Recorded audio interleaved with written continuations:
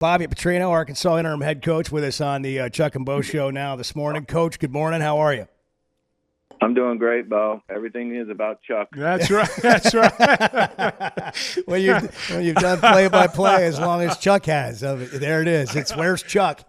He's got to do That's something. right. Yeah, I walked right into that. I know I did. Coach, I got to tell you, I'm watching this game on Saturday. And I know, like, you guys want to win in the worst way and all these close losses, and we sit here and talk about it. The outside world, outside of that building talks about it. I'm sure the players talk about it from time to time. But I'm watching this game, and I don't see a team that looks like they've lost a bunch of games. I see a team that's fighting like crazy and wants to win. How have you been able, as a group, to do this and not get caught up in the outcome or the overall record, but play like you're playing for a playoff spot every week in terms of the effort and the energy? It's just a real credit to the players and their ability to withstand, the losses and worry more about how to prepare for the game and how to play hard. And when we're really working hard on executing, we're leaving some out there, which is unfortunate because we certainly had our opportunities to win that game. But they keep having a good attitude, and they're good teammates. I think that's the one thing we've really tried to emphasize, and they've done a really nice job of it amongst themselves, is to remain good teammates and play as hard as they possibly can.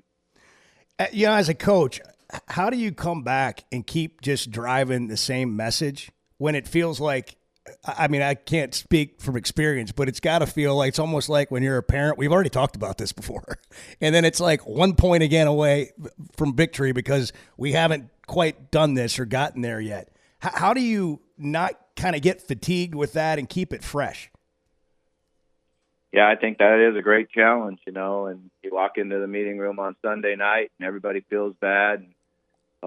Coaches, players, strength coaches, everybody in the entire building. And, you just have to first face it, really understand it, watch the video and see where we left it out there.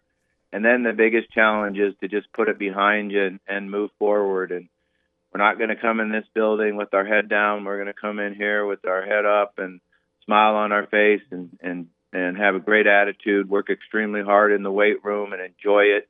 These guys have been dedicated to sports and to football for a long, long time. So they've invested tremendous amount into it.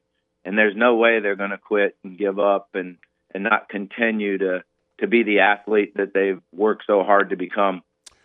Coach, it's a week where you're playing an opponent that a lot of people in Arkansas really want to beat. You've talked, and you talked right after the game the other day about the importance of Texas week. And I just wonder about imparting that to your team and what this game means to so many in our state.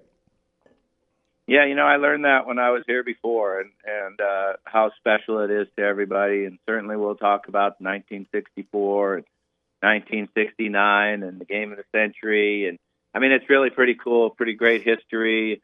I had the fortune to be able to go out golfing with Bill Montgomery and listen to him talk about it. And he never, ever got over it. He's always been, so upset about the fact they were right there to kick a field goal and win it. But that's football, that's how it is. But we need to learn about it. We need to understand the big win in 64 and the really hard, terrible loss in 69. Coach, just one question about the matchup. What's the challenge this week? I think you get Braylon Russell back. I think sometimes we don't realize it's not necessarily a deep roster at spots, and then you're missing a guy here and there. I haven't heard that used as an excuse. But what's the challenge this week?